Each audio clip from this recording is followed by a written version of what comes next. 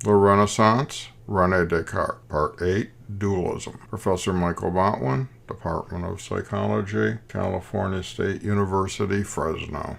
These are the gardens of Versailles in Paris, France. They're quite beautiful, aren't they?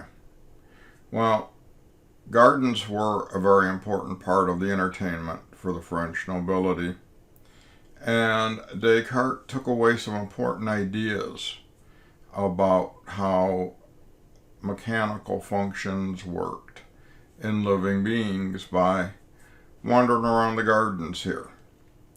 Now, there are many decorative statues. This is Polyphemus, surprising Asius and Galata, who are two nymphs. And the gardens had some provocative kinds of statues, and they were a form of, like I said, entertainment for French nobility types. Now, the gardens have changed significantly over the years. They've been redesigned. These statues, for example, were moved to new locations, but some of the statues moved, and they moved in interesting ways.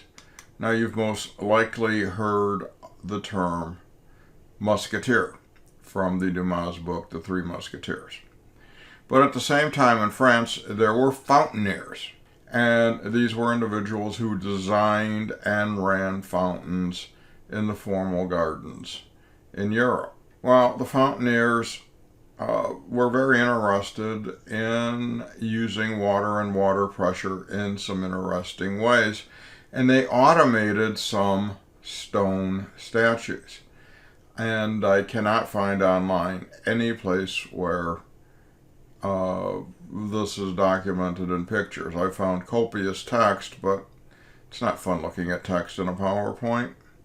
So let me tell you about some of the moving statues in the gardens of Versailles at the time. Rather innocuous one. You would walk down a path, step on a stone. When you stepped on that stone, it would open a valve, and a small rabbit would run across your pathway. Kind of cute. One of the more provocative ones I have read about is Neptune with his Triton is standing along a pathway, and on the other side of the pathway is an extremely erotic statue of a naked woman. Well, you can imagine the Frenchmen wanted to go over and see the statue. On the way to the statue, they would step on a keystone. Neptune would roll out in front of them and threaten the spectators with his trident.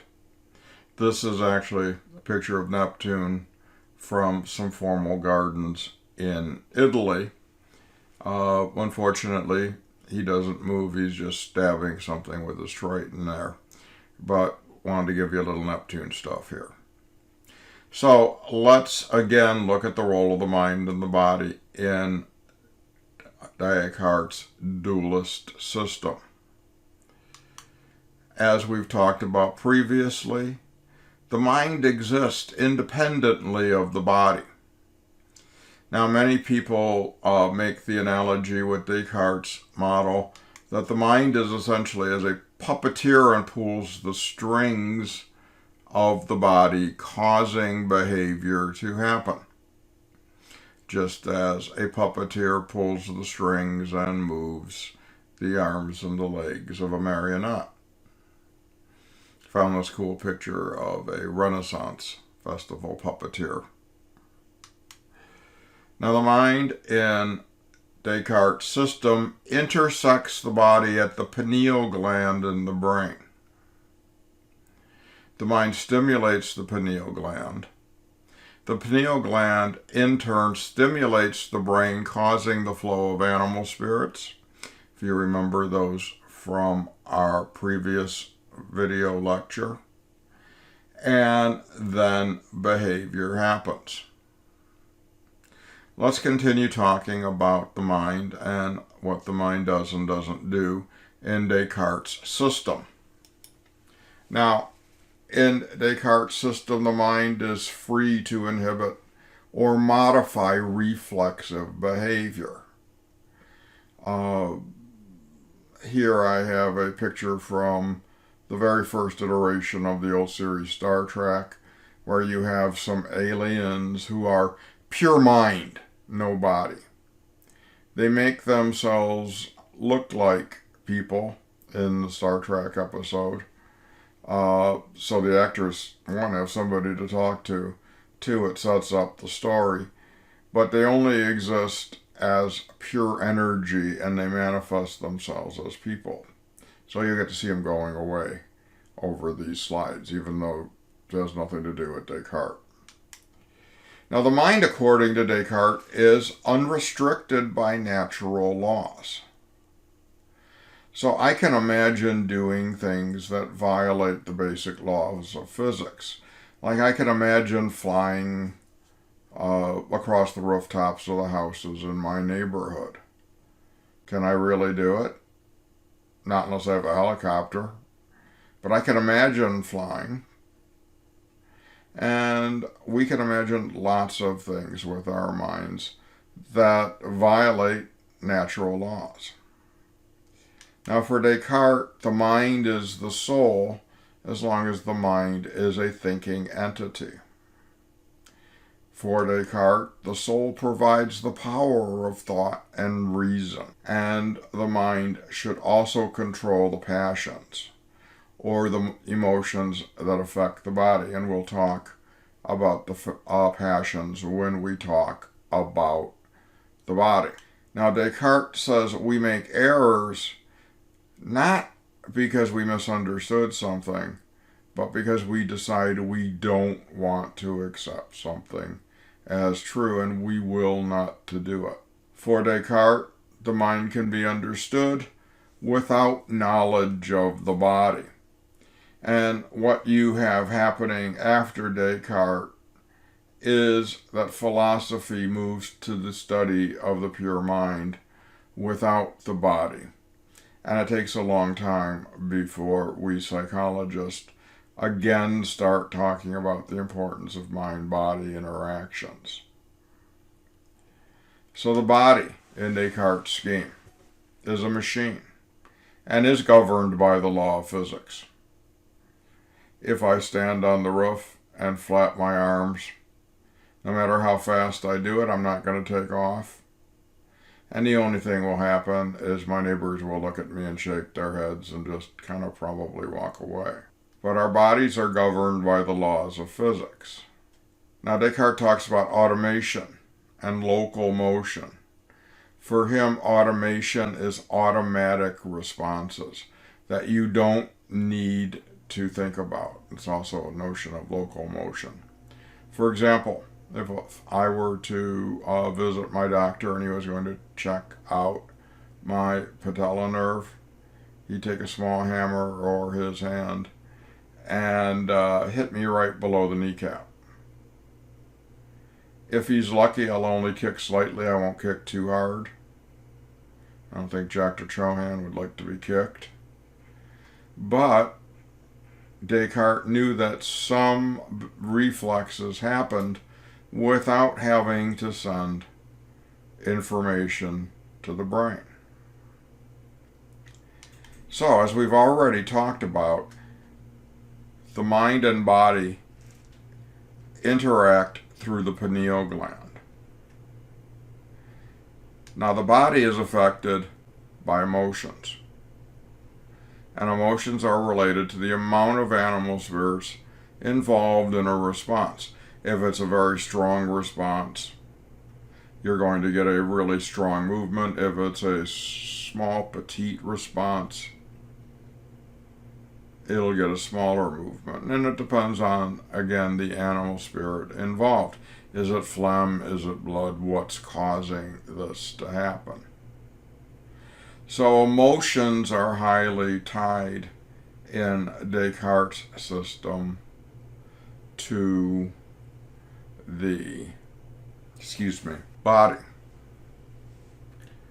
Now, we don't have the gardens of Versailles, but let me show you this brief little video clip because if Descartes was around today and didn't have access to our current scientific knowledge and saw this, he might attribute it to reflexive behavior. We know, and we'll tell the world.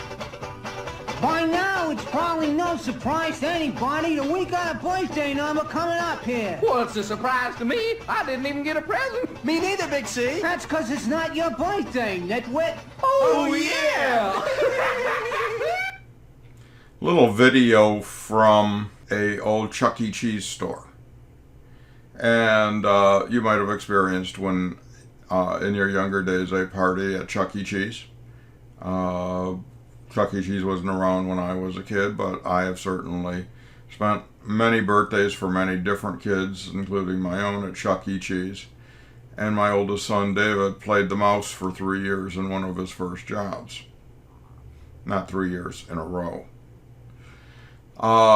If you were to look at Chucky Cheese before they moved to video screens and away from the animatronics, if you ever got close enough to the animatronic actors, you probably heard lots of hisses and pops.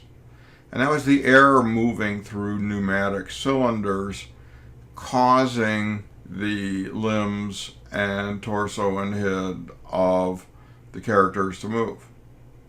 Very similar to Descartes' notion of the body as mechanical. Wonder what Descartes would have done with a Chucky Cheese. Okay, well, we have to figure out how these things work together. Why the pineal gland? Well, here is a scan of a frontal view of a person's head. If you look at that triangular spot, in the center of that is your pineal gland. In the picture at the right, circled in red, is an extreme picture of a pineal gland. In humans, the pineal gland is roughly the size of a small pea. And Descartes, in his dissections of animals, including humans, made the discovery, or at least discussed the finding, that the only difference between the brain of a human and the brain of other animals was that humans had pineal glands and other animals did not. Well, this is obviously an error on Descartes' part. As you can imagine, if the pineal gland in humans is the size of a pea, imagine how big the size of a pineal gland would be in a dog brain or a rat brain. They're just a lot smaller, and with the current dissection techniques that Descartes had available to him, they just didn't find the pineal gland. But he asserted that that organ in the brain made us different than the other animals. Now, our bodies are affected by emotions, or what he calls passions. And Descartes drew up a list of, what do we have, 6 passions here. And you have wonder, love, hatred, desire, joy, sadness. If you look at modern list of emotions, for example, Paul Ekman's list, this wasn't a bad guess at the basic human emotions. And Descartes thought emotions primarily were physical things. He also talked about the idea of appetites, which had to do with the similar appetites we've been talking about all along. How are you in terms of being hungry, thirsty? Do you need sex? Do you need sleep? Yes, I do. What else do you need? Those are physical things that take away from the mind's function of thinking. So Descartes' approach is one of interactionism. And he says the body is subservient to the mind as in humans. And it's virtuous. And it can control the passions. The software, if a modern terminology, can override the hardware. However, if emotions are really in a heightened pitch, the emotions can override the effects of the mind, and a person may act in an extremely emotional way, primarily in terms of what his work does to help shape modern psychology. Descartes was one of those individuals who was so important that a statue of Descartes was one of the 6 statues that Pavlov had leading up the drive to his laboratory. So let's, as a final shot, look at his contributions to science and psychology. His mechanistic views of behavior influenced later behaviorism, stimulus-response psychology. His work comparing animals to humans allows for comparative psychology, and his biological work helps rise physiological psychology. Now, as a Renaissance scholar, he focuses on separating our animal side from our human side and the conflict between our rational and irrational minds. He also found that by having his view of the mind, you can now study consciousness, and by having it as a separate entity from the body, you can study pure consciousness. Well, I think that we have finished Descartes, and he made many contributions. So I think we're done. Therefore, let's finish. And that was the best pun I could work off the top of my head. We'll see you next time on the history of psychology. Bye now.